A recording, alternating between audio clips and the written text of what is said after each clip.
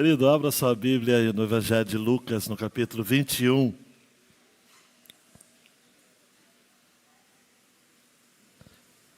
A partir do verso 20.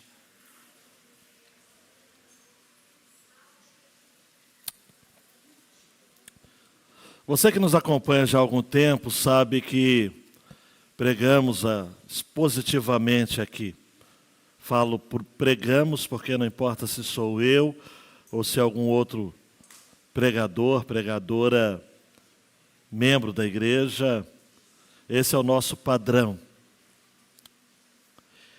A pregação expositiva tem vários benefícios, várias vantagens, e uma delas é de que a gente prega aquilo que Deus quer falar em sequência à igreja.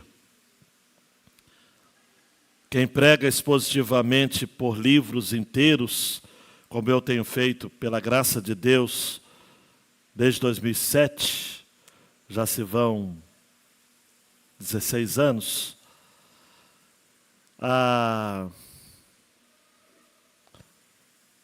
não existe mensagem encomendada. A gente não olha o mundo e fala assim, agora eu vou pregar uma mensagem de acordo com aquilo que está na mídia. A gente segue aquilo que está na sequência. Mas Helder sabe disso, como que o Espírito Santo de Deus movimenta as coisas de tal forma que parece que acontecimentos externos, preste atenção, acabam sendo refletidos a partir da palavra que Deus está dando à igreja. Aquilo que nós estamos assistindo em Israel, pela televisão, tem movimentado as redes sociais. Tem muita besteira sendo dito, muita coisa que não tem sentido nenhum. Mas pelo menos há um espírito, há uma expectativa de que, opa, será que de fato aquelas profecias relacionadas à vinda de Cristo estão começando a se cumprir? Será que aquilo que está acontecendo com Israel hoje desemboca em algo que a própria palavra de Deus já tinha observado? Opa! Eu acho legal nos corredores da igreja, sempre alguém para e faz uma pergunta, ou no contexto de seminário, ou talvez você vá para casa e reflita. Essa Jerusalém de hoje tem muito pouco a ver com esta Jerusalém do capítulo 21 de Lucas. Nós vamos estar lendo hoje. A Jerusalém de hoje, eu espero não ser muito longo, demorado nessa introdução, é sempre um desafio. Essa Jerusalém de hoje ela é totalmente secularizada. Ela não tem nenhum compromisso com Deus de Israel. O governo é um governo secular. Tem gente que fica em crise, eu falei uns dias, acho que foi com o Ricardo no acampadento, a gente sentou com o Jorge também. Existe judeu ateu. Tem uma tradição judaica, mas não tem fé mais. Judeu agnóstico. Quer ver um exemplo disso, um sinal? Um dos lugares barbaramente invadidos pelo Hamas foi numa rave. Você sabe o que é uma rave, né? Espero que você nunca tenha ido. E se foi, você sabe do que eu estou falando, mas você sabe, já ouviu falar o que é uma rave. Raves são dias e dias que jovens ficam sob o efeito de drogas, dançando, usando drogas, orgias, horas e horas.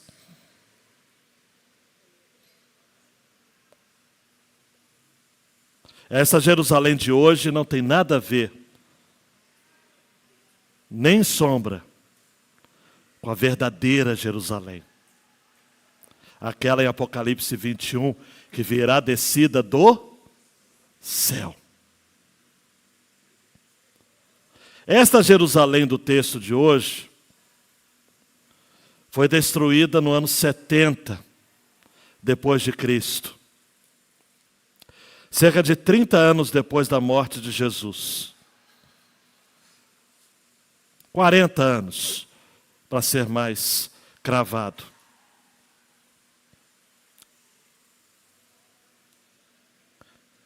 Dentre tantos relatos, o mais fidedigno a respeito do que aconteceu no ano 70 é o relato de Flávio Josefo, porque ele foi testemunha ocular. O seu livro História dos Hebreus é uma referência para quem quer estudar o contexto da história de Israel. Ou, para ser mais preciso, os contextos. É um calhamaço assim. Eu tenho edição única, mas são vários livros. A CPAD chegou a lançar um, se eu não me engano, 3 volumes. No capítulo, Ed, que fala sobre o que estava acontecendo no ano 70, Flávio Josefo é tão detalhista que eu quero que você tenha paciência de ouvir este relato. Era igualmente perigoso para os ricos ficar ou fugir, porque era suficiente possuir bens para ser assassinado. Entretanto, a carestia, crescendo sempre, fazia crescer também o furor dos revoltosos. À medida que se avançava, esses dois males juntos produziam terríveis efeitos, tanto a invasão dos romanos, quanto a opressão dos revoltosos, judeus que estavam se revoltando contra a opressão romana. Não havia mais trigo. Esses inimigos da pátria tinham acendido o fogo da guerra e entravam à força nas casas para procurá-lo. Se o encontravam, acusavam-nos de ter ocultado, maltratavam-nos, fazendo-nos sofrer para obrigá-los a lhe revelar o esconderijo, e era suficiente proceder bem para ser logo tido como culpado deste pretenso crime. Aqueles que estavam reduzidos ao extremo, os mais pobres dentre os pobres, o cerco de Jerusalém, imagina as tropas romanas lideradas por Tito, general, filho de Vespasiano, imperador, às voltas de Jerusalém. Nada entrava, nada saía. A população faminta. Há relatos, amados, de que mães comiam seus filhos.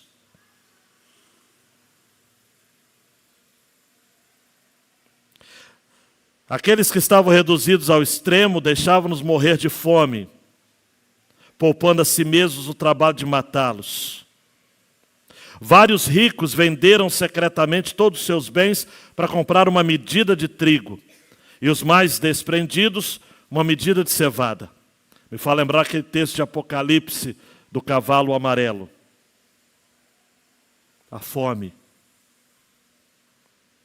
Encerravam-se depois nos lugares mais ocultos de suas casas, onde alguns comiam esse grão sem ser moído, grão de trigo sem ser moído. Outros reduziam na farinha, segundo a necessidade ou temor que lhe permitiam.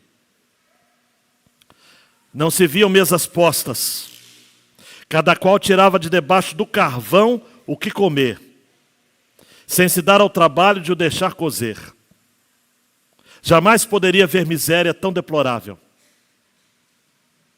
Somente aqueles que tinham poder nas mãos não experimentavam. Todos os demais lamentavam inutilmente sua desgraça, e como a fome não se disfarça, as mulheres arrancavam o pão da mão de seus maridos, as crianças das mãos de seus pais, e o que supera toda a credulidade, as mães das mãos de seus próprios filhos. Os que assim faziam não podiam, nem se escondendo, evitar que se lhes viesse arrebatar o que já tinha tirado dos outros.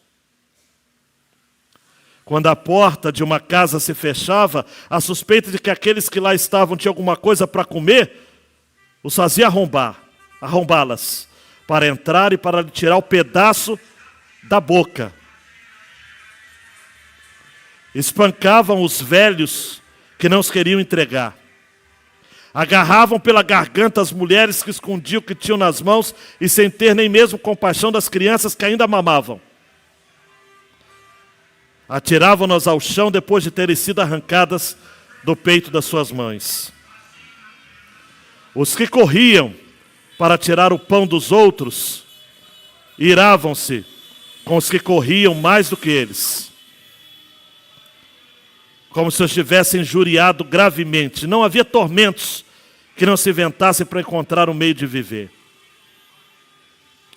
Penduravam os homens pelas partes mais sensíveis, fincavam-lhes na carne pedaços de pau pontiagudos e os faziam sofrer outros indizíveis tormentos, para fazê-los declarar onde tinha escondido um pão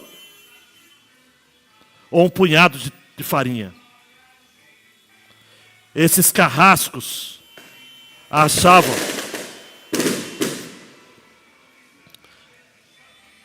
que em tal conjuntura podia-se sem crueldade praticar tão horríveis ações. E eles ajuntaram por esse meio necessário para viver 6 dias.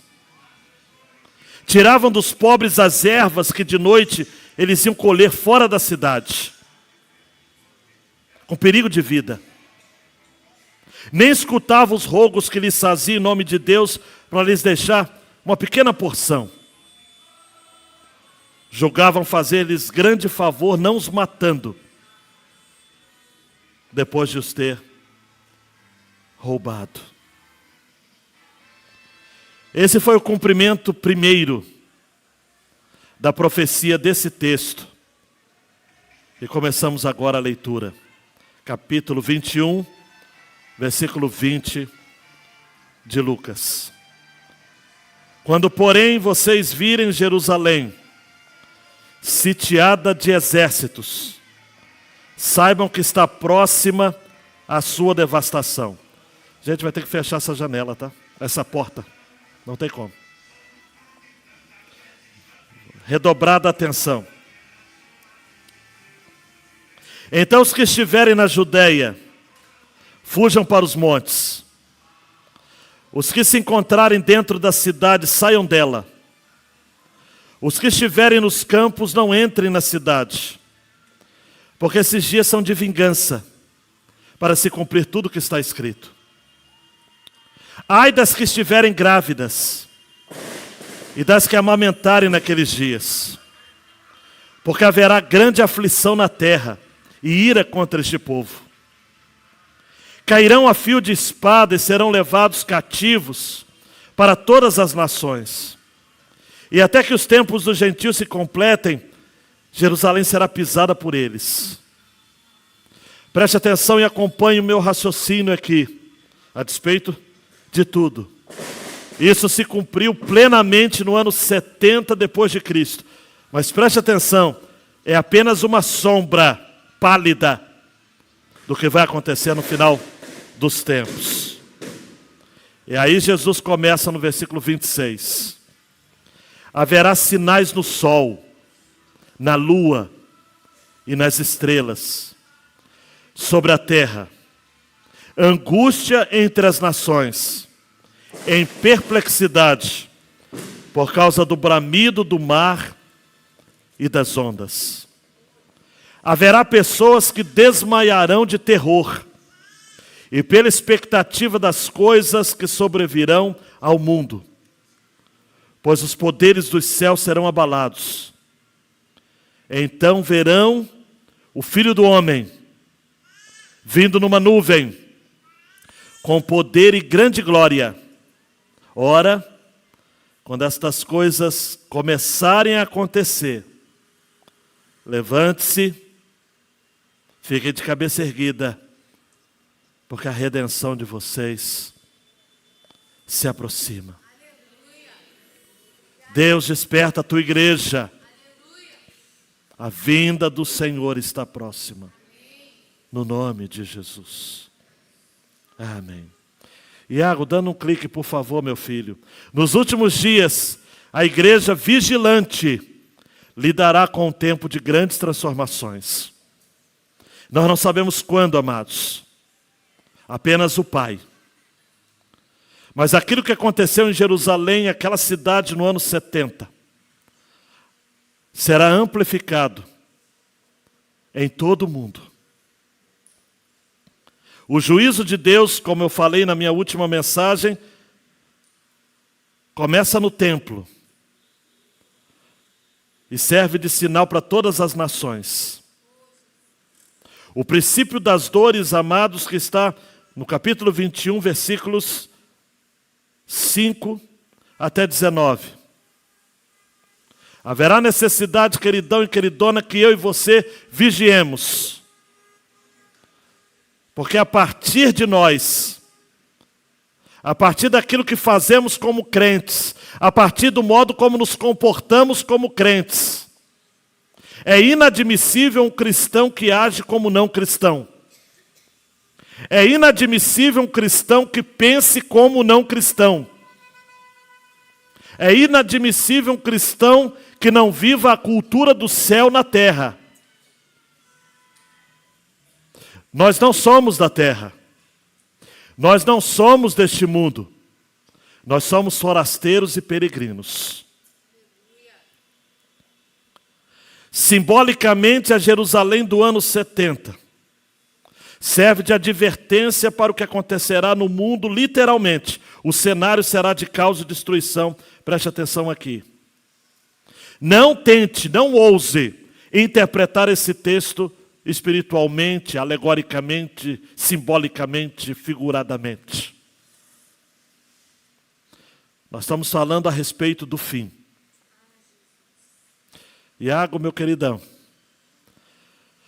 eu creio, e a minha corrente teológica concorda, de que nós já estamos vivendo na grande tribulação. O que vai mudar são os detalhes que advirão deste tempo, de a cada tempo.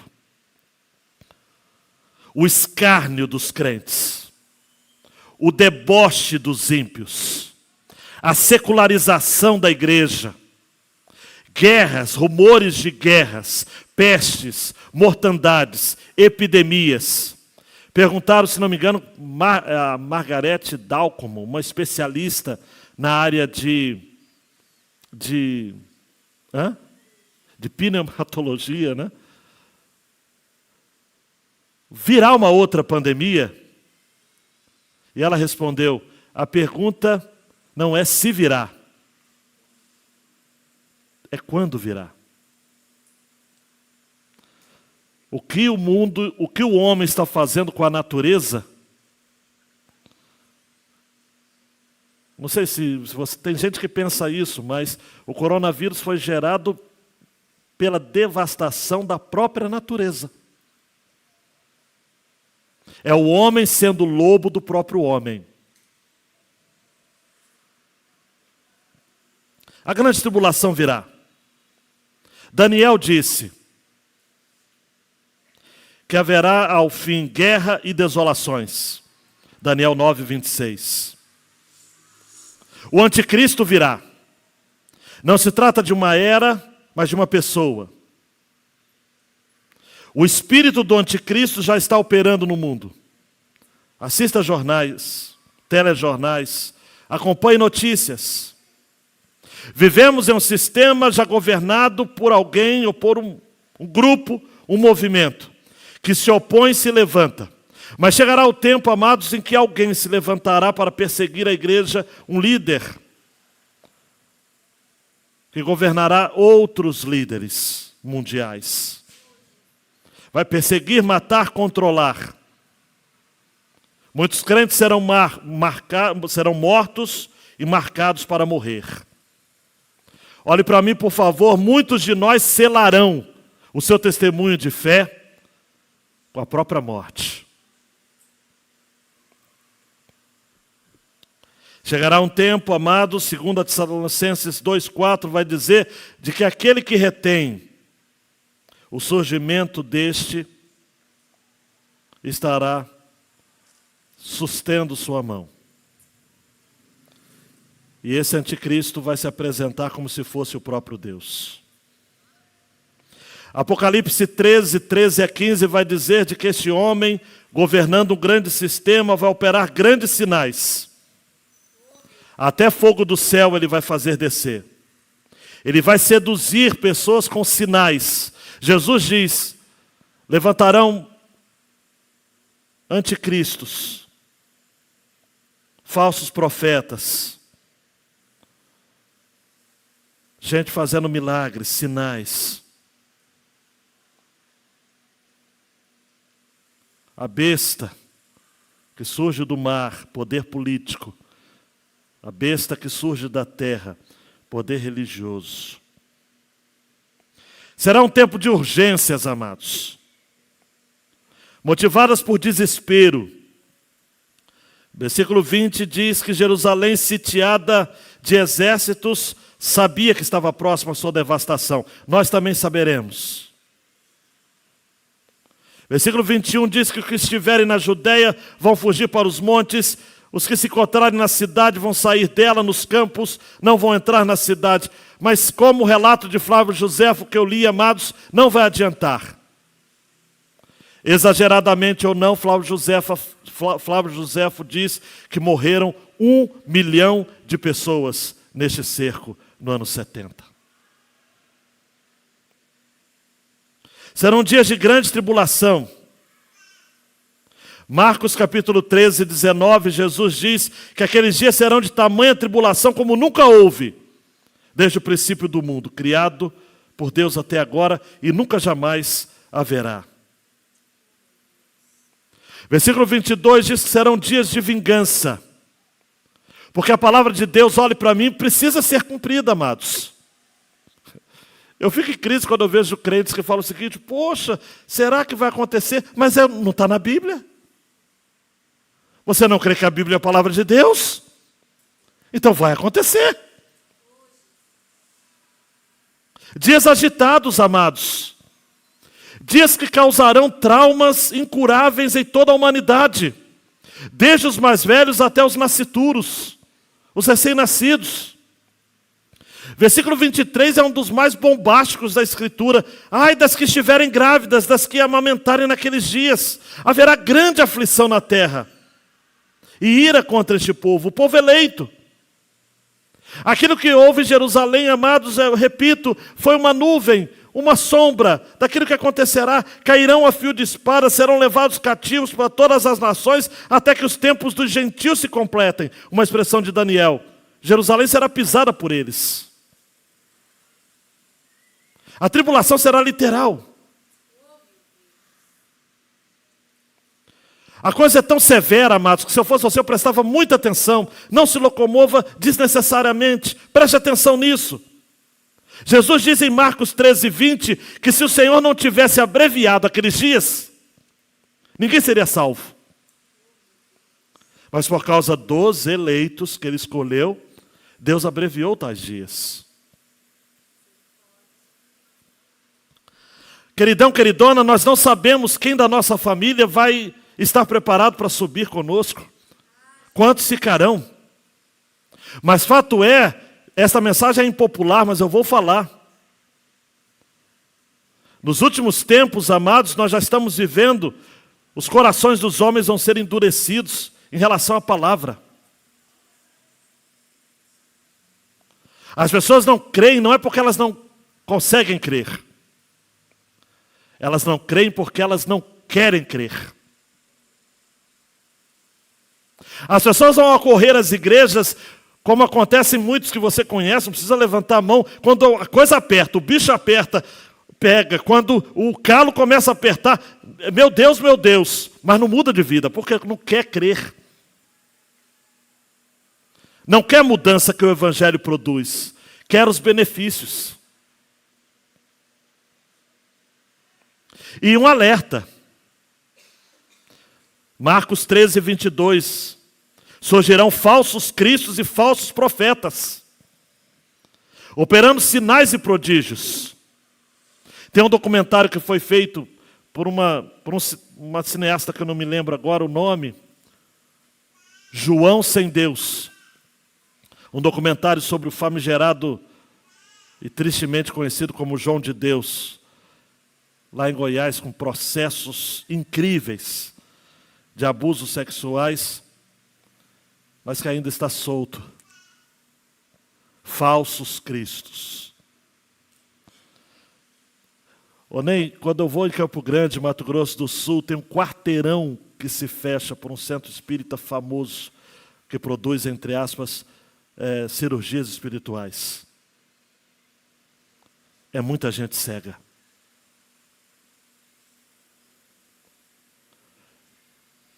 Operando sinais e prodígios. Deixa eu só abrir um parênteses para você. Eles são falsos cristos e falsos profetas, mas os sinais e prodígios são verdadeiros. Para confundir. Para escarnecer.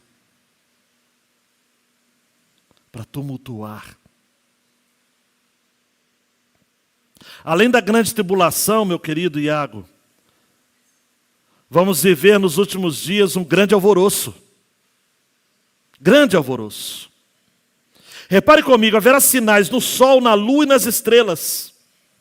É contraditório o sol, que é uma estrela de alta luz, se escurecer, e a luz, que é um astro luminoso, satélite natural da Terra, perder a capacidade de iluminar. Mas é isso que vai acontecer. O sol, a lua e as estrelas. Haverá sinais sobre a terra, estrelas caindo do céu, conforme Isaías 13:10, porque as estrelas e constelações dos céus não darão a sua luz, o sol logo ao nascer se escurecerá e a lua não fará resplandecer a sua luz. Se isso não fosse bastante, Apocalipse 6, 12 e 13 vai dizer: houve um grande terremoto, o sol se tornou negro como um pano de saco feito de crina, a lua ficou toda vermelha como sangue, as estrelas do céu caíram sobre a terra, como a figueira deixa cair os seus figos verdes, quando sacudida por um vento forte. Nações em perplexidade, angustiados. A ONU, amados, é um fracasso. O Brasil ficou não sei quanto tempo na presidência daquele conselho fajuto da ONU. Não se aprovou nada, porque não há concordância. Os Estados Unidos ousou vetar uma resolução feita pelo Brasil apenas por uma menção: pausa humanitária. Na visão americana, se houver uma pausa humanitária, isso vai prejudicar os interesses deles na guerra. Não se consegue votar, não se consegue ter paz. A ONU, que fora criada ao final da Segunda Grande Guerra para poder trazer algum tipo de concórdia no mundo, só causa discórdia. Quem deveria promover a paz? Acirra a guerra. É para esbugalharmos os olhos mesmos. Nações em perplexidade, por causa do bramido do mar, das ondas, pessoas que desmaiarão de terror, pela expectativa de coisas que sobrevirão ao mundo. Poderes dos céus serão abalados, amados. Meu Deus! Graças a Deus pelo então do versículo 27. Você vai até dar um glória, porque esse então é valiosíssimo. Verão o Filho do Homem, vindo numa nuvem, com poder e grande glória. E quando essas coisas começarem a acontecer, levanta-se e fique de cabeça erguida, porque a redenção de vocês se aproxima. A igreja será arrebatada primeiro. Se segura na cadeira, porque o negócio vai ser assim: 2 estarão numa casa, um será tomado, o outro ficará. O mundo inteiro vai viver, amados, uma confusão. Apocalipse capítulo 1, versículo 7 diz que Jesus virá com as nuvens e todo olho verá, mesmo aqueles que o transpassaram. E todas as tribos da terra se lamentarão por causa dele. Por que se lamentarão? Porque os incrédulos, os ímpios, vão se lamentar por não terem crido. E não terão outra oportunidade. Meu jovem, minha jovem, meu adolescente, hoje é o dia. Esse é o tempo. A vinda de Jesus. E vou terminar falando sobre essa vinda. Marcas dessa vinda. Primeiro, será uma vinda gloriosa. Mateus 24:30. Aparecerá no céu o Filho do Homem, o sinal do Filho do Homem. Todos os povos da terra se lamentarão e verão o Filho do Homem, vindo sobre as nuvens do céu com poder e grande glória. Uma vinda gloriosa. Será uma vinda impactante.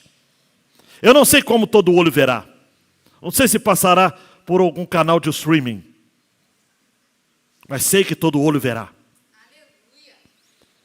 Você vai ver no céu, não no celular, não na tela de um tablet. Você vai ver no céu, você vai olhar ao mesmo tempo que alguém no Japão, ao mesmo tempo que alguém na China, ao mesmo tempo que alguém lá nas montanhas do Afeganistão. Todo olho verá a vinda gloriosa do Filho do Homem. O Filho do Homem virá. Será uma vinda, Francisca, decisiva. Paulo vai dizer em 1 Coríntios 15:24 que virá o fim quando ele entregar o reino ao Deus e Pai. Quando houver destruído todo o principado, bem como toda a potestade e todo o poder. Jesus, aquele que tem as chaves da morte e do inferno. A primeira vinda de Jesus, amados, foi como um bebê. Inofensivo. Buá, chorando. Sendo limpado por sua mãe. A segunda vinda será gloriosa, decisiva, virá como um rei, uma coroa, cabelos, cor de fogo, pés de latão reluzente. Virá intrépido, valente, altaneiro, poderoso, glorioso. Debaixo dos seus pés está todo o principado e toda a potestade. Ele virá como rei para governar. Vai mostrar as suas prerrogativas reais. Seu pranto terminará. Suas lágrimas não terão mais sentido de caírem. Todo o sofrimento, toda a dor virá. Irá embora. Encontrará seu fim. Uau! Também será uma vinda súbita. Vai ser como um abrir e um fechar de olhos. Como Paulo diz em 1 Coríntios 15. Em 1 Tessalonicenses 5, Paulo diz assim: irmãos, não há necessidade que eu lhes escreva sobre os tempos e as estações, porque o dia do Senhor virá como um ladrão de noite. Quando andarem dizendo paz e segurança, lhes sobrevirá repentina destruição. Repita comigo, repentina destruição. Quando começarem a falar de paz, não diz que vai ter paz, diz que vão começar a falar. Repentina destruição. Como as dores de parto, a mulher que está para dar à luz. Rápido. As irmãs sabem do que eu estou falando. É a hora. Não alarme falso. Mas quando chega a hora, de súbito. Paulo chega a dizer, Jobinho, que nós precisamos estar atentos para que esse dia não nos apanhe como surpresa. Nós somos filhos da luz, filhos do dia, não somos da noite nem das trevas, então não podemos dormir espiritualmente falando. Temos que vigiar e sermos sóbrios.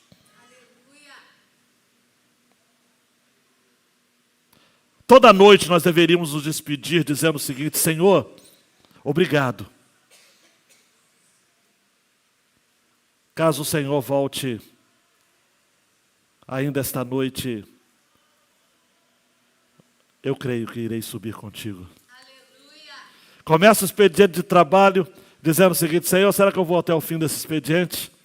Se eu não for, eu me encontrarei contigo. Aleluia. Os judeus costumam se saudar uns aos outros e sempre dizendo até o ano que vem em Jerusalém. Eles não sabem o que a gente sabe. Nós também um dia estaremos juntos na Nova Jerusalém. Ah, gente. Em suma, Jesus virá com poder e grande glória.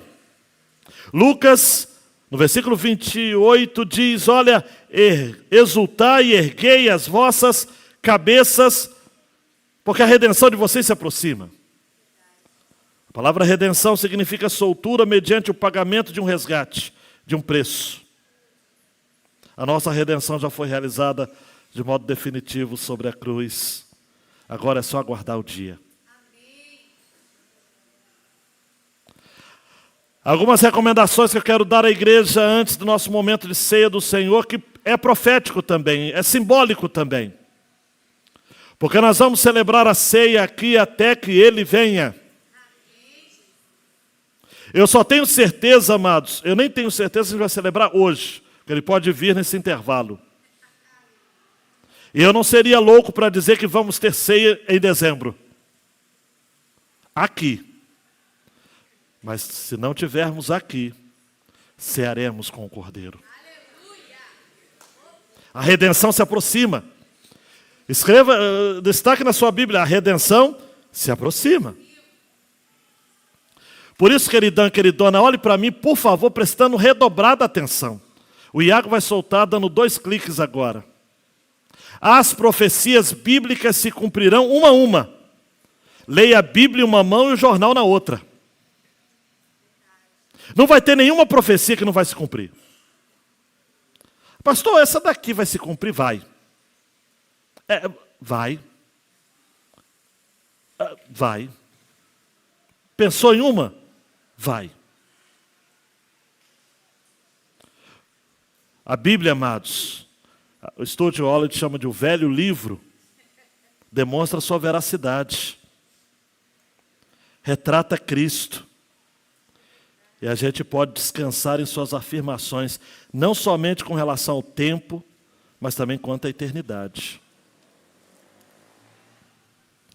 Agora, o que eu lhes pergunto, amados, está à luz daquilo que Pedro vai dizer na sua segunda carta.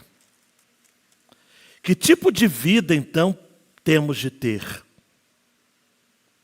2 Pedro 3, 11 a 13. Uma vez que tudo será assim desfeito, vocês devem ser pessoas que vivem de maneira santa e piedosa, esperando e apressando a vinda do dia de Deus. Por causa deste dia, os céus incendiados serão desfeitos e os elementos se derreterão pelo calor. Nós, porém, segundo a promessa de Deus, esperamos novos céus e nova terra, nos quais habita a justiça. Dando um clique, Iago. Não devemos nos apegar às coisas materiais. O essencial é invisível aos olhos. Será um tempo de muita correria, muita agitação, muitos infortúnios. Queridão, queridona, será um caos generalizado.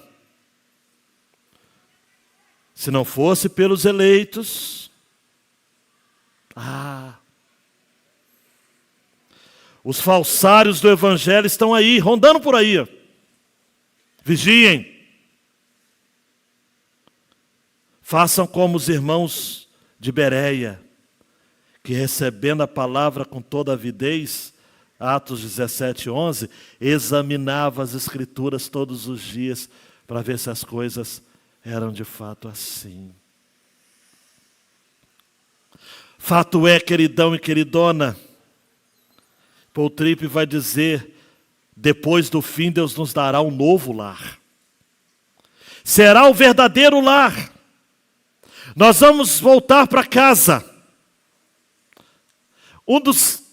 Nós deveríamos, queridos e queridas, nos referir à morte dos crentes assim. Fulano de tal voltou para casa. Fulano de tal voltou para casa. Fulana voltou para casa. Agora, o Paul Tripp concorda comigo, claro. Nós não vamos ficar flutuando nas nuvens tocando harpas douradas o tempo todo. Nós vamos ganhar um novo céu e uma nova terra. A nova terra não vai ser como esta que estamos acostumados a viver.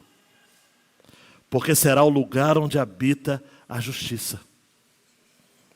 eu e você não conseguimos imaginar um lugar onde habita a injustiça. Porque é tão comum a injustiça. Por isso que, para terminar, Iago, não fique refém dos especuladores sobre dia e hora. Jesus disse: ninguém sabe, nem os anjos que estão no céu, nem o Filho, senão o Pai. Marcos 13, 32. Assista os noticiários, amados, mas esse conflito em Israel vai acabar. E virão outros. Ainda não será o fim. Às vezes me perguntam: mas pastor, essa guerra é o fim? Não é. A terceira guerra mundial está vindo? Possivelmente não. E se vier, será o fim? Não. Absolutamente não. Existem ainda sinais do fim para serem cumpridos. Nós não devemos criar um esquema detalhado de acontecimentos dos últimos dias. O que a Bíblia fala é que nós devemos vigiar. O Senhor está sempre preparado para a sua volta. O momento exato, Bruce Milne vai dizer, pertence à escala perfeita de Deus. Dê um clique, Iago, para ficar essa tela. Nos últimos dias, a igreja vigilante lidará com um tempo de grandes transformações. E aí a gente precisa crer, amados, de todo o nosso coração, de que a nossa redenção se aproxima. Olhe para mim. Diga comigo: a nossa redenção se aproxima. É fato. Eu não sei, porque se a palavra de Deus não for clara o suficiente para lhe fazer viver em piedade e santidade, considerando que Jesus está voltando, eu não tenho mais o que falar. Eu vou fazer o que mais? A palavra é clara. Lembro-me do falecido pastor Licínio Taylor, que em Conceição de Jacareías, a igreja que eu fui seminarista, em 1993, saudoso pastor Licínio terminava todos os cultos do mesmo jeito. Extremamente tradicional. Pensa no homem tradicional, ele era mais. Ele terminava todo o culto, mas graças a Deus, porque eu não me esqueço disso. Ele terminava dizendo o seguinte: vivamos o dia de hoje como se Cristo voltasse amanhã.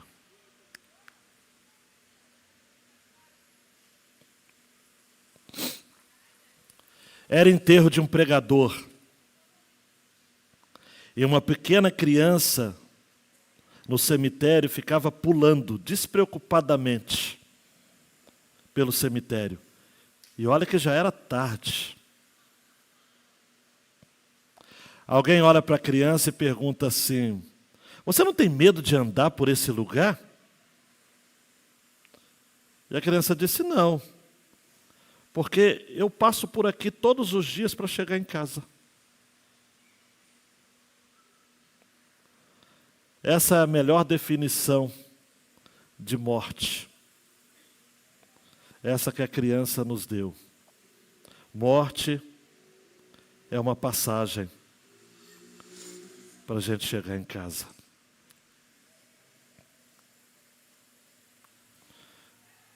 Irmão Linda, os seus já estão em casa.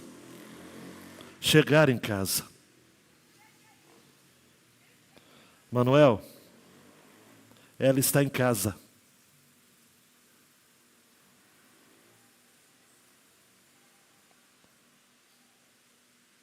Gorete, Salete, Rafaela, cuidem da mãe de vocês com carinho e em breve ela estará em casa.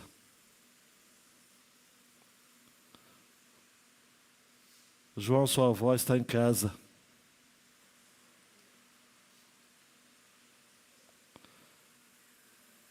Receba essa palavra.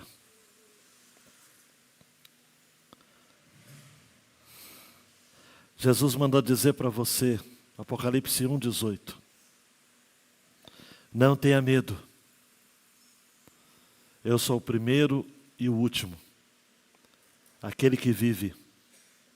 Estive morto, mas eis que estou vivo para todo sempre, e eu tenho as chaves da morte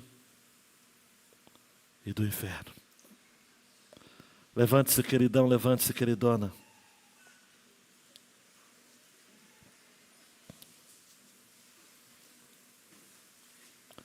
Vai ser uma bênção poder chegar em casa.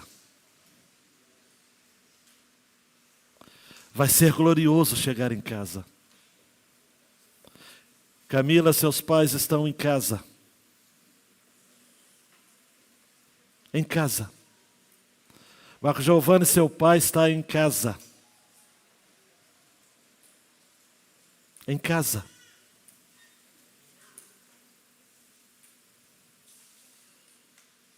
Morrer é caminhar uma passagem, uma estrada, uma trilha que nos leva para casa. Por isso que eu já falei aqui com vocês, e é sempre bom repetir o que Billy Graham falou. No dia que vocês ouvirem a notícia de que eu morri, não acreditem. Eu vou estar mais vivo do que nunca.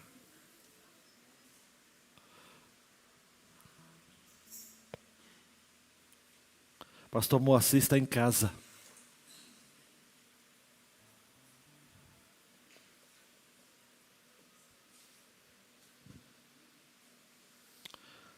Tião, seu pai está em casa.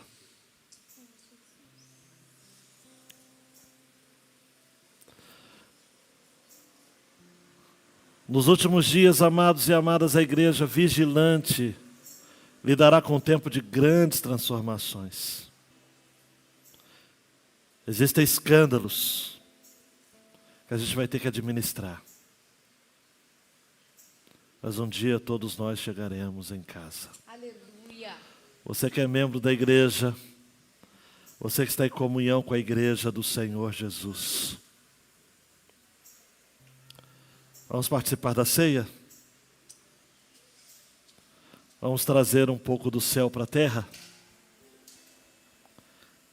Cante ao Senhor.